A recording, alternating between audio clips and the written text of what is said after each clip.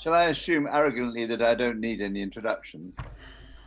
I think you could do. Introduce I mean, yourself. it would fit with what we know and love of you. So, Hey, doing do proper introduction, yes, Stephen. Stephen You're is being recorded. going to Oh speak no, you're to not. us this Oh yeah, you morning are.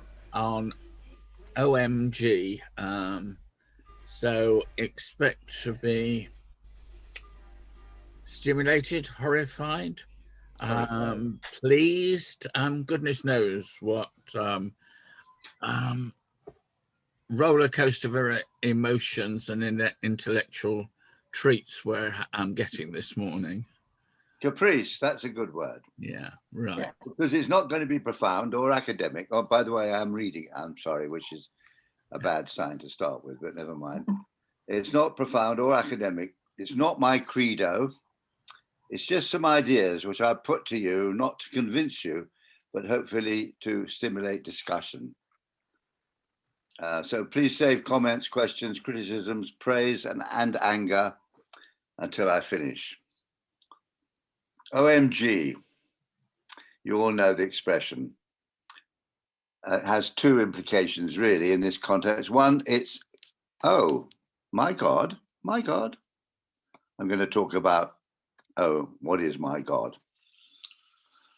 And secondly, it's a gasp of horror. Goodness gracious me, or oh my God. And there's going to be a couple of examples of that. Talking about God, well, people have talked about God since time immemorial. They still are. I'm a bit of a fan of Rihanna Grant. She publishes in this weighty tome, which is well worth knowing about if you're serious about Quakerism. Quaker Studies, published by University of Liverpool. She's wrote Could you this say book, her which I name? gave a copy to your library about. Rhiannon Grant. Quakers do what? Why? A very breezy, accessible introduction to Quakerism. And her more recent book, which I'm halfway through reading right now, is Telling the Truth About God. Trouble is that Rihanna is not a theologian or a philosopher. She's a epistemologist. In other words, she's a wordsmith. She loves playing with words. And I'm reading her book, and so far it's just about words. It's not really about God, or it's about words about God. Can be a bit dry, but in it there's some quite good pearls. She's on the Book of Discipline Revision Committee, as is my erstwhile friend Jennifer Kavanagh. So God knows what's going to come out of it. She submits heavy treatises, to Quaker Studies and so on. Well, most thinkers believe that God is unknowable. Ineffable is the word they like to use. And so one approach to talk about God is to talk about what it isn't. Okay.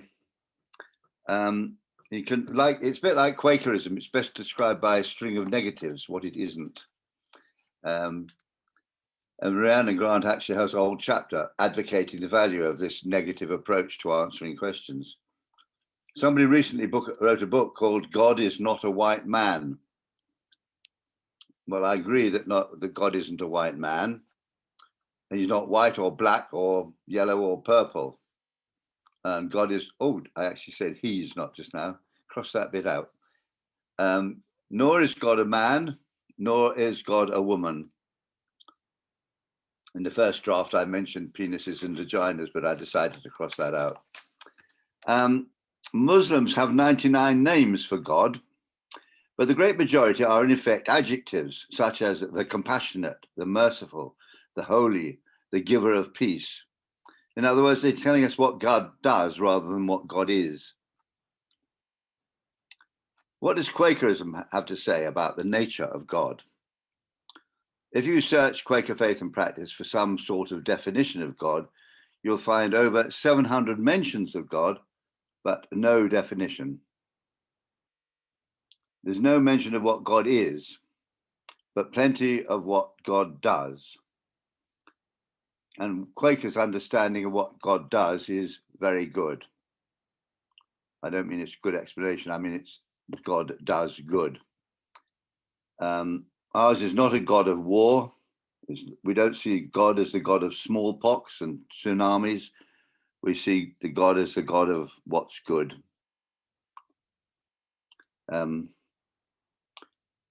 It seems that some people need some sort of a model. It seems that, nevertheless, it seems people do need some sort of a model, some sort of metaphor for God. So the question is the metaphor a suitable one?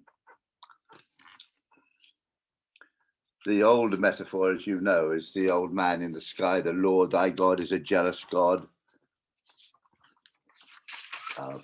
prone to anger, centered on sin. That's the metaphor that seemed to be appropriate for people for many, many years. And unfortunately, some people still have that, use that metaphor and think it's a suitable one. And other people think they mustn't use the word God because so many people think that metaphor is a suitable one. And then the other metaphor, old metaphor, is got all things bright and beautiful, all creatures great and small, all things wise and wonderful, the Lord God made them all. But that's fine, God made everything. What about volcanoes and tsunamis and smallpox and COVID and enemies? That model falls down fairly quickly, all things bright and beautiful. The priests, of course, answered the conundrum by saying, but God is a mystery. It's a mystery. Precisely, we just don't know. So although I say that God's unknowable, I'm going to tease myself by thinking aloud what God might be. Let's consider what the Old Testament says. I don't believe what the Old Testament says is actually true, and I don't believe, but I do accept that the books in it were written by learned and well-intentioned people, even inspired people who were using stories to get profound, complex, philosophical truths across to less educated people. And one of their stories is that God was asked, "Who are you?" And he replied, "I am that I am." And I want to analyze that sentence a little bit. I am is part of the verb to be. The verb to be in our language is very irregular. It makes discussing the nature of to be and being somewhat difficult because of the terminology we have to use. If it were a regular verb, it would go I be, you be, he, she, and it bees, we be, etc. But in fact, we say I am, you are, he is, she is, we are, and so on. So God's reply was in effect, I be that I be, or I am being what I be. What does to be mean? We know that what to run means, or to make, or to live, or cook. What is it to be? Perhaps it helps us to consider the negative approach. When is something not being? When I die, my body will still be being. It is a dead body. But I, Stephen, shall have ceased to be. You would not say, this is Stephen. You'd say, this was Stephen. Similarly, after you eat a cake, it no longer is, it no longer bees a cake. If you blow up a house, it ceases to be, even although the bricks are still there. Just as a person's molecules still exist after their death. I remember a funeral of a dear friend of mine, who is a funeral of his wife. And it was in a crematorium, and he went out about all the molecules going up the chimney, and it intensely embarrassed his daughter. Oh, I've lost my space now. What does it mean? God is. You would not say, yeah, just. And so God is just saying, I be. I am that I am. I be what I be. I be. I am being. So I'm going to leave out to remind you that I'm not an academic and I'm not trying to teach you. I'm only trying to provoke you. Is it that God is saying, I be, because God is the very essence of being? What is meant by the verb to be, that is God. So was God claiming to be all that is, all that bees? In other words, all things. God is everything that is. Everything is that is God. Because if God is everything that is, then everything that is must be God, I think. Now, even inanimate objects like a stone have being. This is a stone. This ties in with the experience of mystics, that they perceive all things as being one unity. It also ties in with the theory that what came before the Big Bang was God, and all things in the universe are a manifestation of God. So that's my suggestion number one, that God is the essence of being. Now for my second suggestion. Let's consider only all living things, ignoring inanimate objects, including humans. No, including humans, ignoring inanimate objects. What is the root of our being? In this case of being alive. What do we all have in common? All of us, from bacteria and lichen and plants, via viruses and amoebas, to apes and humans. What we all have in common is that we're all sustained or even driven by DNA. In every cell, from one in a blade of grass to one in your or my brain, there is DNA, an amazingly very long string of molecules which controls the cell.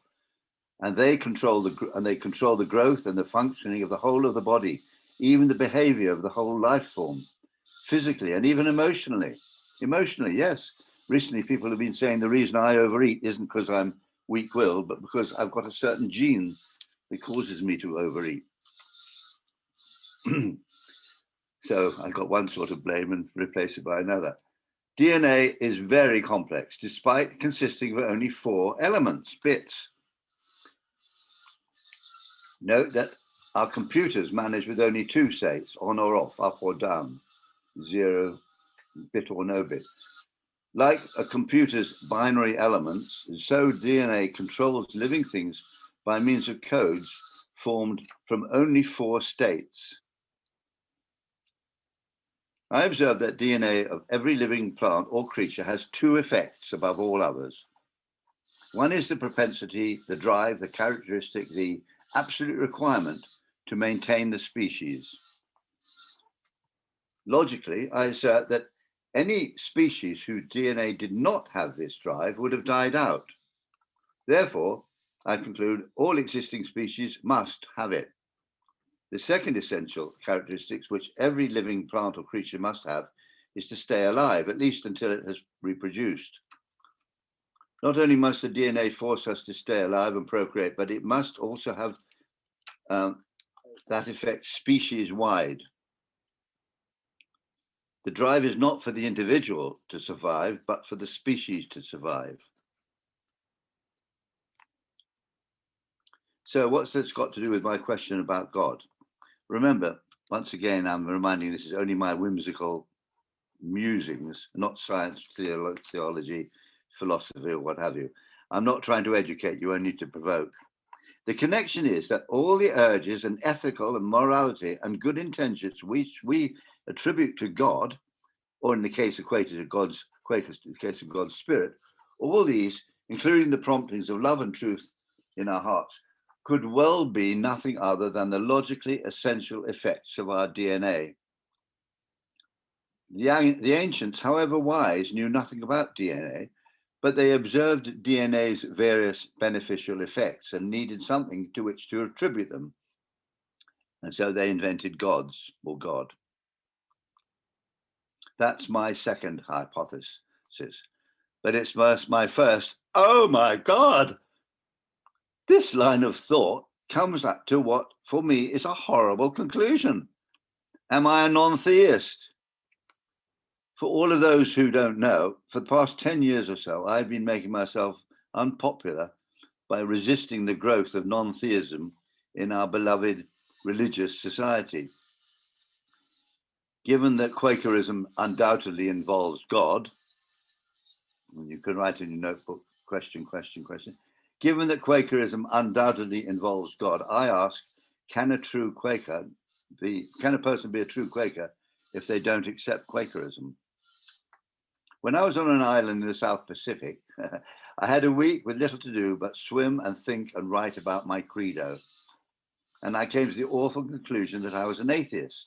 This was in 2001. It was before the euphemism non-theist had been invented. There you are, euphemism non-theist. Another note for you to question me on later. If I were not to believe in God, I felt I'd have to resign from our lovely religious society.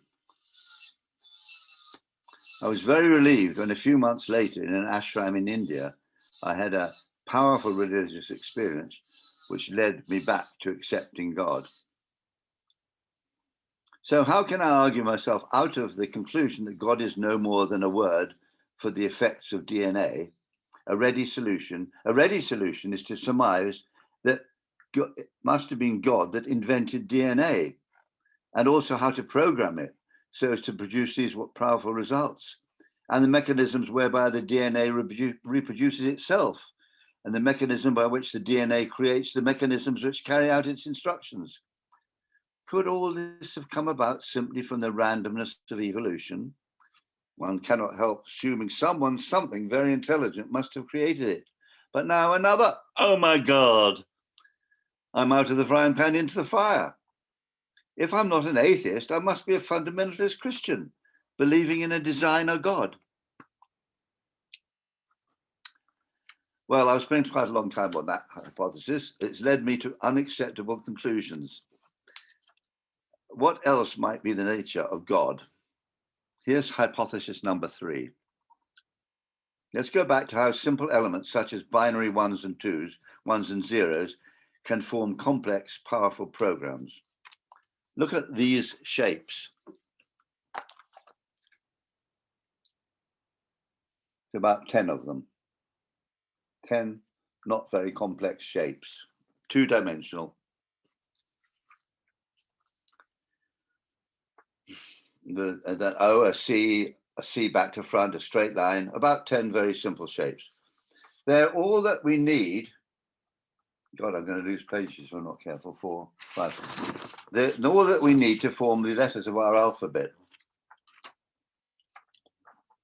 These letters we can arrange into any one of millions of words, which in turn can form billions of paragraphs, books, scientific journals, books of philosophy, etc., etc. We need only 26 letters to convey our entire language. How do such simple elements convey such enormous range of useful meanings? The answer is nothing other than by their arrangement, their position relative to each other, their sequence. The power is not in the elements, but in their relationships. And I think what's right to say, we don't understand relationship. We don't have a vocabulary we do have a vocabulary to describe relativity and quantum mechanics. We don't have a language with which to discuss relationships. Where is the algebra of relationship?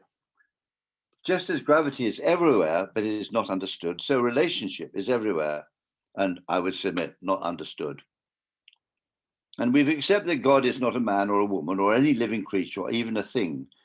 Could it be that God is made up of relationship?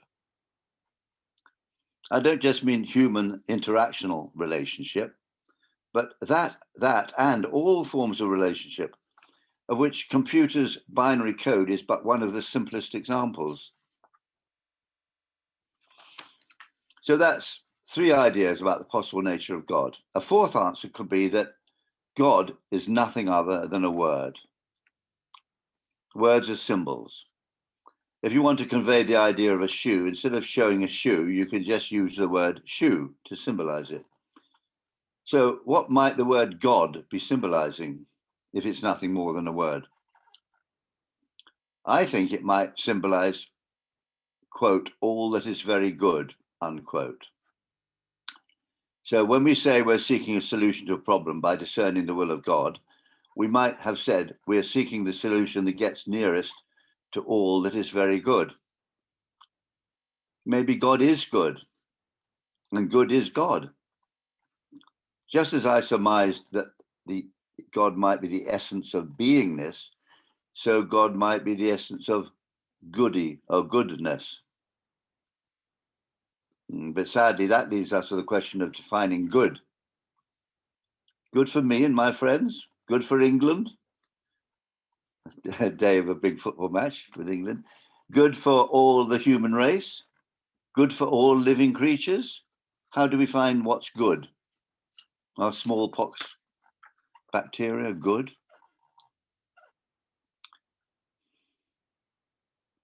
So that theory really, it doesn't get very far. I have yet another hypothesis. I think it's my last one. I have another hypothesis, that God is a force in the universe, much like gravity. It is everywhere. It draws everything towards its good self. But like gravity, it's easily thwarted. For instance, by putting a cup on a shelf, instead of letting gravity cause it to drop to the floor, that's us interfering with gravity. So in the same way, God's force, the force of God, can easily be thwarted, or I would say perverted. So it's a force that's everywhere, that draws us towards it, but can easily be thwarted. Right, I'm not going to say, oh my God, I'm going to say, enough already, Stephen. What's the time? 24. As Quakers, we have a testimony to simplicity. Why not simply accept God as Quaker faith and practice does? This is not to define God, but to value our experience of God and God's effects on us. George Fox said, "This I know experimentally." In other words, he knew it from experience, not from reading books and scriptures and talking to wise old bishops. Quakerism has almost no theological doctrine. The current edition of Advice and Queries simply asks us to trust that promptings of love and truth are the leadings of God. The previous edition asserted they undoubtedly were the leadings of God. The word trust refers to deciding which of many similar options one is going to go along with. Which building society shall I trust to look after my money? They're all much of a muchness. My choice of which to trust is fairly arbitrary, so I decide which to trust. I put my money there and I stop worrying about it. Similarly, we as Quakers have chosen to put our trust in the hypothesis that good values are the leadings of God, whose light shows us our darkness and leads us to a new life. That's the definition of a true Quaker. If you then study Quaker Faith and Practice, which contains 700 mentions of God, you will find no definition, but many, many instances where God is simply in a very good context. So just as we live in a gravitational field which gently draws us in a certain direction, just as a fish lives totally immersed in water, and indeed whose body contains mostly water, so let us live simply in the God and accept that there is that of God in each of us. It feels like God, it acts like God, so let's simply call it God. End of talk. Opening of discussions.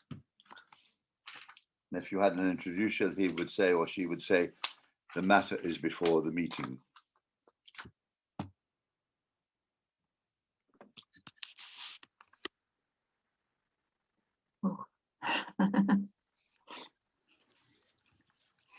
Graham. Thank you very much, Stephen. That was interesting, and I think necessary as a sort of supplement to what Quaker Faith and Practice says about God's actions. What troubles me with that approach is that the concept of God involves some kind of anthropomorphism or personification. And you said at the beginning, God is neither male nor female. And I would say it's unhelpful to refer to God as though God were a person capable of doing things and having attitudes. That's a traditional view of the divine, but I find it more and more difficult. You anticipated perhaps arising controversy over your view of non-theism, and yes, I want to take that up.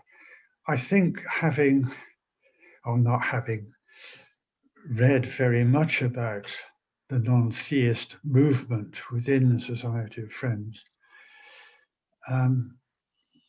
I did go to one day conference, for the one they put on at Redland meeting in Bristol, and met some of the leading personalities involved.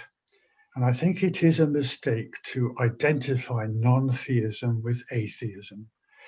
I got the impression that David Bolton and the others are completely sincere in their, there's no other phrase for it, belief in God.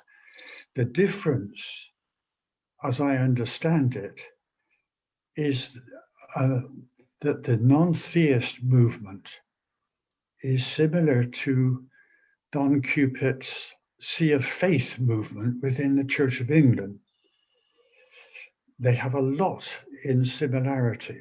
And it's interesting that although Don Cupid came in for a certain amount of personal criticism, there was no antagonism towards him directed by the church hierarchy, and he still remains in old age a distinguished academic and theologian within the Church of England, despite starting this movement. I think what is common between the Sea of Faith movement and non-theism is the refusal to believe in a divine force or a divine authority which has an absolute existence on its own. And their belief is that all our understanding is derived from our own imagination. In a sense, God is a human creation, a creation of the human mind. And that's a bit worrying, of course, and leads to identification with atheism. That is all a sort of mental aberration. I'm not sure that that's true. I think we can create in our imaginations and through our own thinking and reading a concept of God which is sufficiently real to direct our lives and give us appropriate values. In which case, what's the difference between something which has an absolute existence outside our imagination and something which has been created by human thought? So I put that before you. I don't disagree with you completely, but it's another slant, I think, on your point of view. There's a lot there. I started writing notes to reply to you, but there's too much now. You said, you once said something in something you wrote, which I was unhappy with. You said, we're not so arrogant to think that God speaks to us or that we can discern the will of God. Do you hold that belief that something outside of us informs us when we're trying to discern the solution to a problem in a Quaker meeting for business? I've always been a bit unhappy with the word discern the will of God, as though God is an outside voice speaking to us directly. And once in ministry at Bedminster meeting, I posed the question, what's the difference between our meeting together in silence, attempting to discern the will of God, in the making of a particular decision? What's the difference between that on the one hand and the non-believer, or atheist if you like, looking at the issue, weighing up all the arguments for and all the arguments against a particular course of action, and eventually having become fully informed about the issues, coming to a decision? Well, there might not be any difference on the surface to an observer, but the solution they come up with could well be very different from what's virtually one person's opinion to a sense of trying to sense something that's deeply true. Anyway, like sometimes when there's decisions are being made, like supposing when we're trying to choose what charities to support in the forthcoming year, if I was just in a Green Party meeting, I would argue for my favourite charity. But in a Quaker meeting, I specifically hold back from pushing my point of view to try and sense well, it's easier to say what God wants, but I realise that's an anthropomorphic way of putting it. But this other deeper force than me wants us to raise money for. So I think there is a difference between those two scenarios you just now mentioned, although it's very subtle.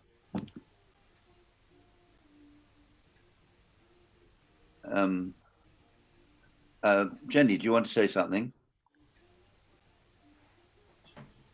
Wait, can you hear me? Hardly. Only just. Can you Only speak right just. close to your device? A bit nearer. Is that better? Tiny. Not much. Very small voice. No? No, not really. It's like you're in another room. Right. Well, maybe that's what's happening with God. We're in another room. You've always raised the fact that I talk about our Maker, and I don't use the word God. That's better. But I don't use the word God because I think it's overused in all our societies across the world. It's misused. It's added in sentences which are derogatory sometimes to people and to things that are happening around us. And that's why I revert and took up referring to our Maker, because I feel that that's it. While you were speaking, I actually wrote something down because you were raising issues which I think all of us think about at some time or other. I wrote down, we are seekers and religious persons, opening every door to find and understand and celebrate the miracle of ourselves and the universe that we live in. And I think that that's what most of us are. We are still seeking, we will never perhaps find it. But I really do think that there is something amazing in this world that cares about us and which many of us care about as well. Jenny, you've gone again. I find that I don't like cremations. I think we are made of the earth of this world, and therefore we should give it back and not destroy it. And it's simple things like that that you come to after a long, long time of thinking about the universe we live in. One day we may well understand exactly what we are part of. But until that time, I won't use the word God because of it being so misused right the way through our societies. At the same time, if someone else finds me a better way of putting it than our Maker, then I would consider it to take up. Okay, thank you.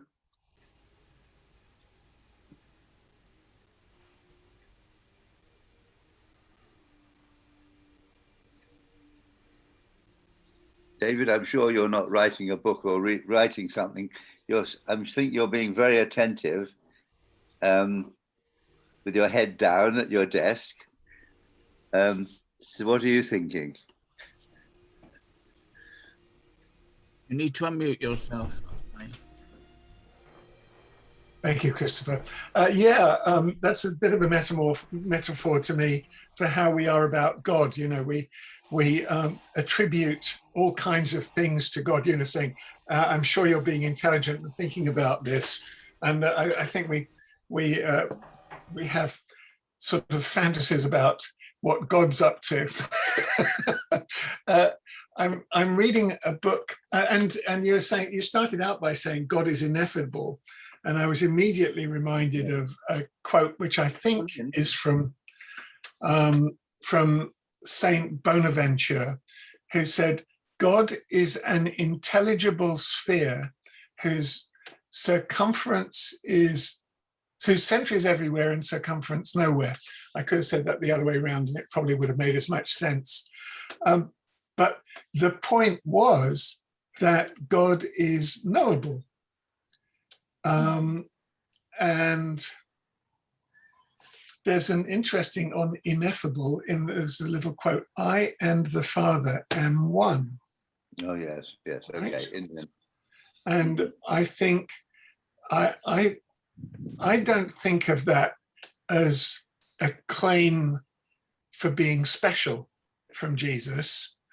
I think of that as a pointer in the right direction for all of us.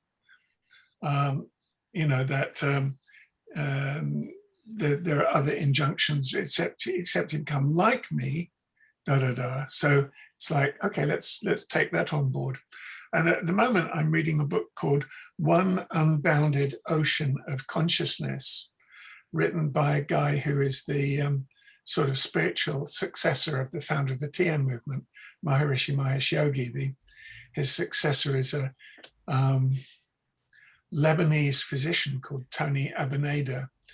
And Tony has written this quite academic book called One Unbounded Ocean of Consciousness. And it's saying, that's what existence is, you know, and this is, our science is, you know, what is underlying all this? Einstein was looking for a unified field. And Tony Nader is saying that unified field out of which everything is made might be non-material, but it's not completely abstract. It's conscious. It's a field of, as you said earlier, being, a field of pure being without attributes that manifests as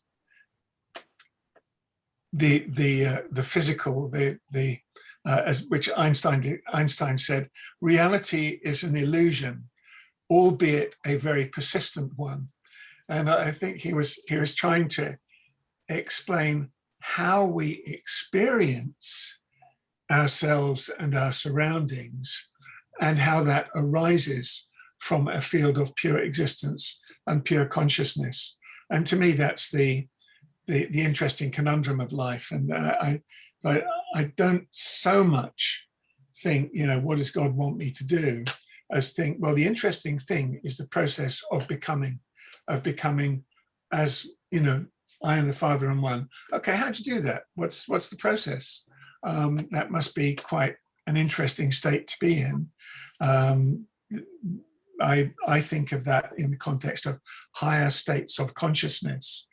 There are lower states, which might be rocks or me when I'm asleep, and higher states, and to aspire to these higher states. So to me, religion and the positioning of God as some kind of power is something of a power structure. And I just watched a few minutes of a debate with Christopher Hitchin and Stephen Fry and Desmond Tutu, and of all people, Anne Widdecombe, trying to discuss whether God was a power for good. And Desmond Tutu and Anne Widdecombe failed to persuade people that religion was a power for good. And the Stephen Fry and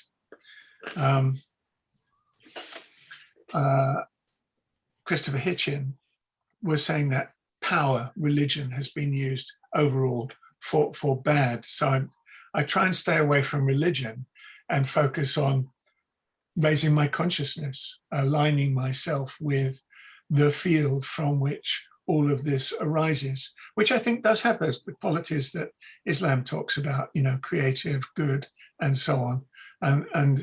But I don't treat that as separate. I treat that as aspirational. Yeah.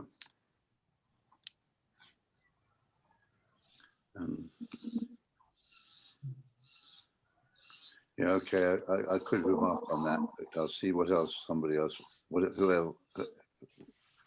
anybody else wants to say, contribute. Hattie, you're going to say something? Don't forget to. Yeah. I suppose I keep my thinking quite simple, and I can't be bothered with this sort of debate normally, but I decided to listen today. I sort of give up, and I think it's academic and beyond me, but there we go. My thoughts are, when I read the Quaker material, I cross out every word that says God and I replace it with good. And I wish to be associated with a group of people who have values that I agree with, and make that my guidance for life. I'm only here once, as far as I understand, and I would like to be encouraged to make life better for all creatures, because I think human beings are so darned intellectual and greedy and demanding. We always want to find out why. And I just think that we're making so much mess of the world that I'd rather be with people who like to try to heal and grow well and encourage what I think of as good behaviour and good environment. So I just keep it on that level. Do you not sometimes wonder whether something is good or not, and then think, well, on what basis am I going to make the decision? Sure. Yeah. Who is it good for? Tell us for? what the fundamental basis is. The only way I can make a decision is by what I know, and if you can give me some more knowledge or different angles of view, I'll change my mind. But I don't have an absolute definition of good. No, well, okay, but it's just as far as I know. I agree with you on dismissing the academic approach, which is, my talk was sort of a semi-pseudo-intellectual approach. But I did come to the conclusion, I think, is much the same as you, except you don't like the word God. But that's probably because it has connotations for me. Yeah, well, anyway, I won't go on about that. I might go back to it. I do think what I touched on about good, you've got to think, what do you mean by good? Because do you just mean good for me and my family, or do you mean good for all living creatures? And if so, what about germs and rats? I did see a play once from the point of view of the HIV virus. Yeah. That really pulled it up. Yeah, well, the COVID virus is having a tough time at the moment, isn't it? You should feel sorry for the way it's being battered about. More comments. Patsy, I'd love to hear what you have to. Oh, sorry, Christopher, you say. Yes, well, I think, having come on to viruses, one of the things I like about Quaker history, although theologically Quakers believed it was possible to become perfect, and some of them were, that in fact when you read about them, this isn't the case. And John Woolman, who is a Quaker saint because of his beliefs and work on abolishing slavery, but he believed quite firmly that vaccinating people against smallpox was wrong, because he thought that smallpox was a very useful spiritual tool, in that it, would make people think about where their lives were going rather than, you know, on what the end of it all was. Which I found, you know, a repulsive sort of view, you know, that some people are dying just so that others of us, you know, might mend our ways. But I mean, one of the things that I'm afraid, because I'm not a very nice person, one of the things that I do like is the fact that, in fact, he died of smallpox in the end. But, Made you think. yeah, but yeah, I mean, I go, you know, I don't have trouble with words like God and that, but you know, I just know that, you know, if God turns out to be a snail or a slug, I'm going to be in serious trouble. And yeah, you know, it's yes, I think like Hattie, I don't worry about it too much, that I what I believe doesn't make sense. Anyway, I'll mute myself again. Patsy, how about you contributing? Well, I'm rather like Christopher in that respect. What I believe doesn't really make sense. I spent many years thinking and studying philosophies of religion. Say what? Sorry, I spent a lot of my life trying to work out philosophies of religion, what was God, and what can I say? It would help me sporadically, but in between, I would fall into really terrible troughs of depression and what most people would term misbehavior.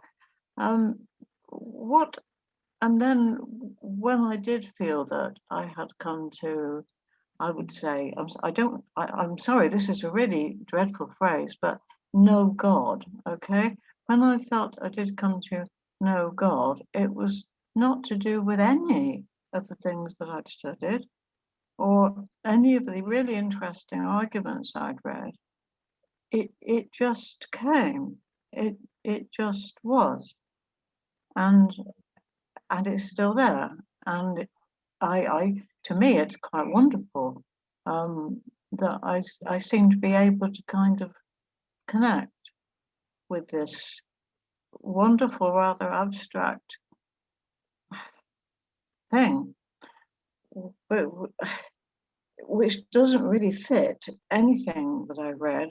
I also hesitate. I don't like using the word God, but really, I don't know what else you can use. Something that powerful, which comes into your life and totally changes the way you see everything. I don't see what else I can call it, really. Yeah. So I'm in a way I'm bypassing your arguments, and I do apologise. It's not that they're not interesting and important, but for me, it is actually a lot simpler. I think some Christians find this what you call the thing in your life. A horrible word, Wonderful isn't thing. it? They call that the living Christ.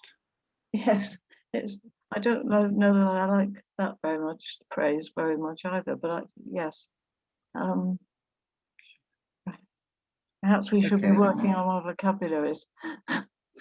Sheena, do you want to say something? Don't forget to unmute yourself. Unmute.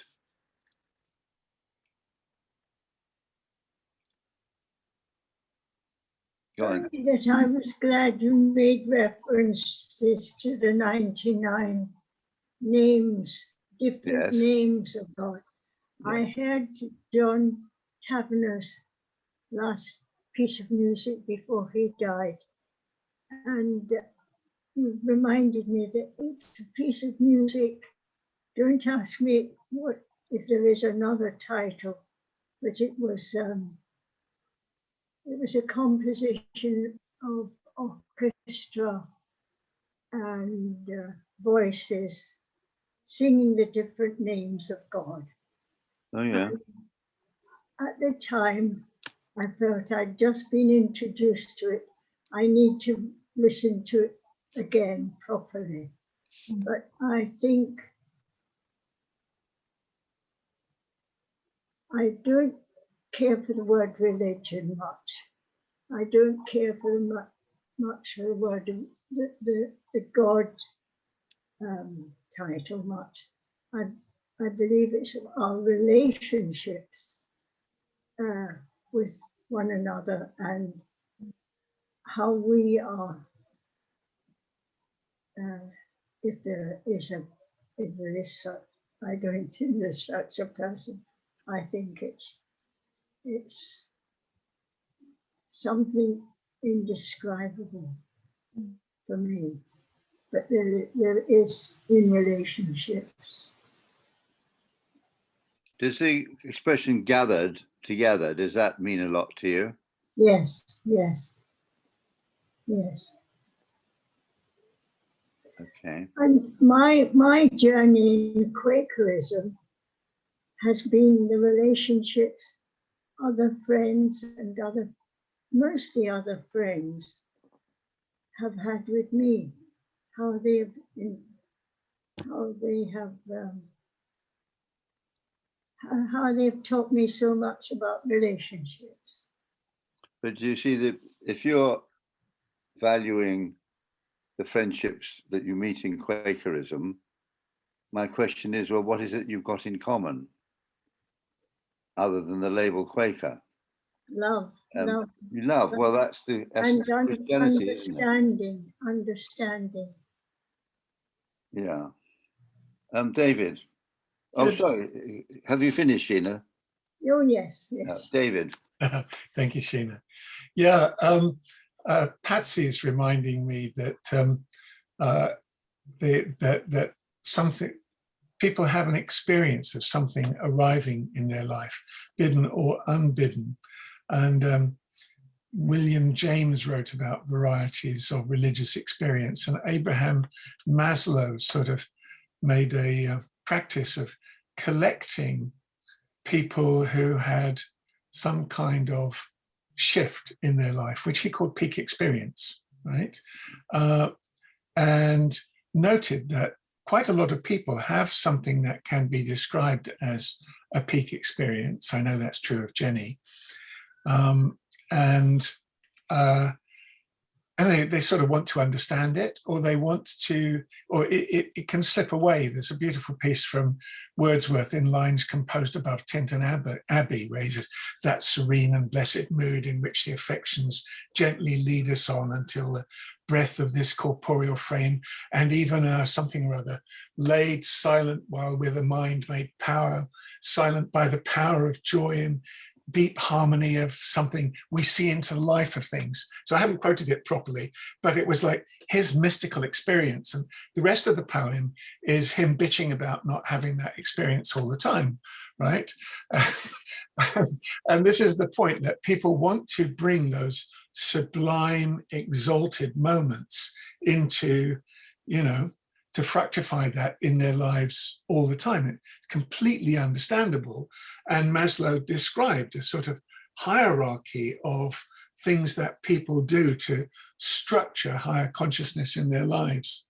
And I want to sort of destroy that with a small joke and about religion, right? I was talking to two lovely young Mormon boys in Bristol and having their evangelical tour in Europe, right, as missionaries. And we're having a lovely chat, but I could see they needed to close in for the kill at some point. And so I said, well, tell me, are you a member of one of those religions that believes that theirs is the only way to reach God? And they went, yes, right? It's like, oh, yeah, exactly, that's it, And I said, well, look, would you do me a favor, right? Will you get together with all the others and figure it out before you come out and try and persuade me, right? And that's the point. I think a lot of religions are saying, we've got the answer, subscribe to our club, we're the people with the power and the guns or the God or whatever. And that's the kind of religion that I'm not interested in subscribing to one piece. I'm much more interested in the Maslowian view of spirituality, which is that something that individuals can have, and that you can structure something higher.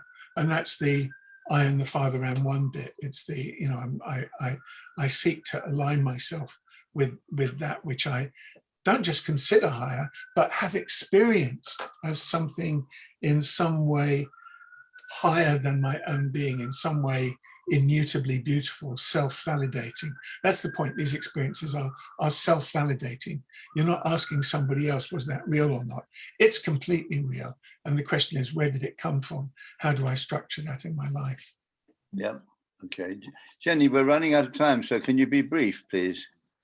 Sitting here thinking this debate started in Constantinople, if I remember rightly, where all the churches got together and were locked in and told that they got to come up with a solution of who was more important, the Father, Son, or Holy Ghost.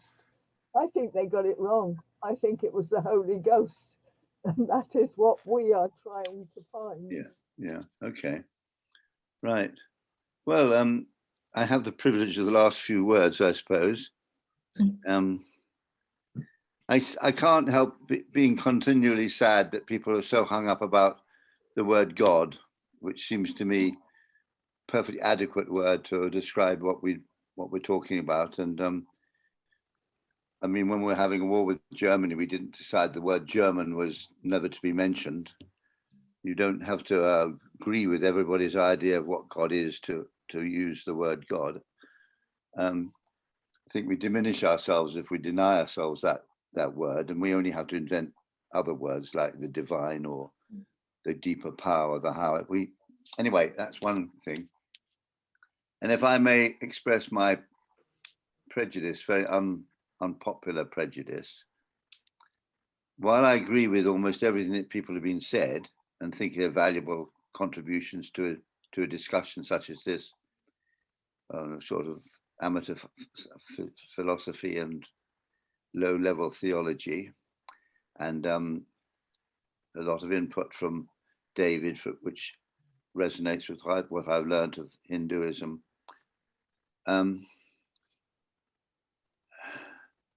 We've joined a society, a specific organization that has, which is called Quaker, which is supposed to practice Quakerism.